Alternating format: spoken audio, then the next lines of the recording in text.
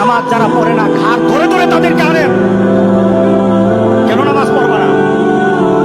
তুমি মুসলমান, এই মুহূর্তে তুমি আমরা এক কাতারে দাঁড়াই, এটা যদি আপনার সন্তান হয় ধরেন নামাজ পড়তে আসো। রাগ করতেছেন? কঠিন করে কথা বলেছি? আমি কঠিন করে বলি নাই, আমাকে বলানো হয়েছে মুহাম্মদ সাল্লাল্লাহু আলাইহি সাল্লামের কথা কঠিন ছিল নামাজের ব্যাপারে। কেউ যদি আমার কঠিন কথাকে কঠিন হিসাবে নেন তাহলে রাসূলকে কঠিন বানাতে হবে। রাসূল সাল্লাল্লাহু আলাইহি সাল্লাম বলেছেন, তোমার সন্তান 7 নামাজ শিখাও, তোমার সন্তান 10 নামাজ না পড়লে তারে পিটাও। কে বলেছেন? কে বলেছেন? রাসূল বলেছেন। তাহলে রাসূল কঠিন হলেন না? নামাজের ব্যাপারে কঠিন না? নামাজের ব্যাপারে আমরা কখনো সহজ হব না।